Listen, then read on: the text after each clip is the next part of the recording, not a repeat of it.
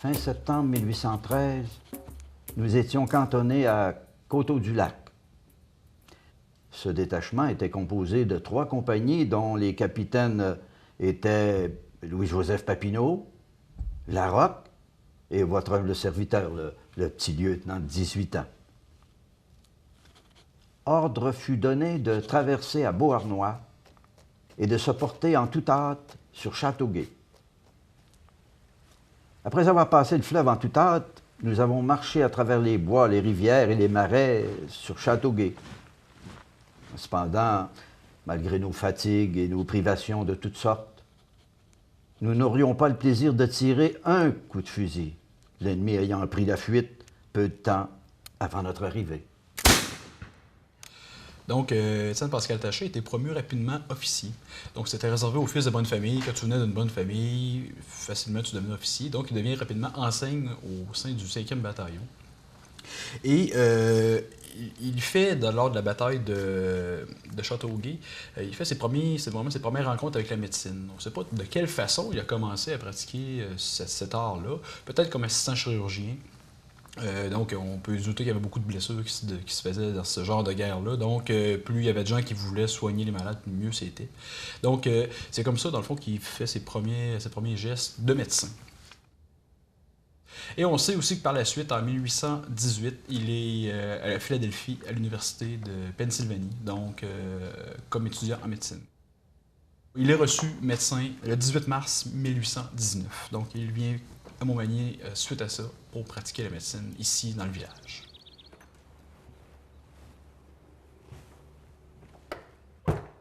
Au printemps de 1814, nous étions au quartier général du Fort Chambly.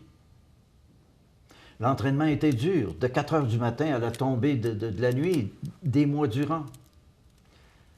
Mais nous étions jeunes et confiants. C'est en septembre 1814 que j'allais voir la mort de près, en territoire américain, à la malheureuse expédition de Plattsburgh.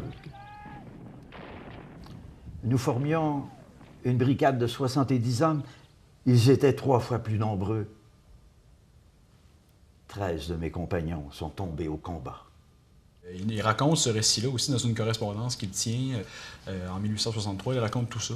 Et donc, on a vraiment un beau récit, bien écrit, bien documenté, dans lequel il défend aussi les Canadiens français qui avaient été accusés à tort en 1845 par un type qui s'appelait Britannicus. C'est un pseudonyme. Il avait écrit à la Gazette de Montréal disant que cette bataille-là avait été perdue à cause que les Canadiens français, les chaloupes canonnières, entre autres, avaient déserté le combat avant que l'assaut soit donné.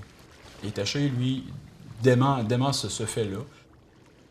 Rendez justice aux Canadiens français, et vous verrez que leurs valeureux bataillons seront les premiers à courir à la frontière et à faire de leur corps un rempart contre toute agression. Je pense que c'est un récit sur lequel beaucoup d'historiens canadiens-français se sont basés pour avoir notre vision à nous de la bataille de Plattsburgh, alors qu'on a une vision des Américains aussi, souvent, là, mais notre vision à nous, c'est celle que Taché a laissée, entre autres.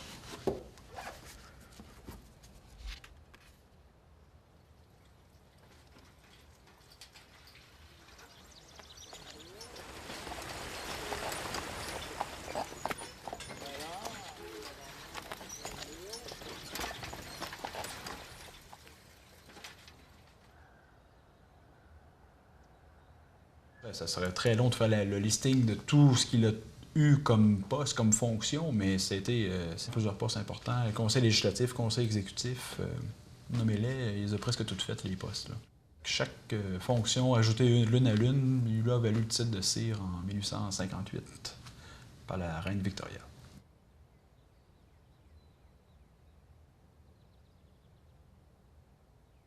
Quand on a demandé à Taché de présider la conférence de Québec, c'est parce que c'était l'homme de compromis du moment. C'était le seul. Il sort de sa retraite. On lui demande de présider la conférence. On lui demande également d'être premier ministre parce que ça veut éclater de partout à ce moment-là. On changeait de gouvernement aux 6 mois, aux ans, des fois aux semaines. Là, à ce moment-là, la tension politique était énorme. C'était l'homme sans lequel la Confédération n'aurait pas eu lieu parce que c'était l'homme de compromis qui s'apprenait pour unir ces deux solitudes-là. Là. Et dans les Franco, il y avait deux classes qui se fréquentaient très peu. Les Anglo, même chose aussi. Donc, c'est un type taché qui était au centre de tout ça, qui réussissait à concilier tout le monde ensemble. S'il n'avait pas été là, possiblement que ces gens-là ne se seraient jamais rencontrés, possiblement que ces gens-là ne se seraient jamais parlé, ne se seraient jamais entendus non plus. Là. Et c'est pour ça que je pense qu'ils l'ont considéré comme le premier père de la Confédération.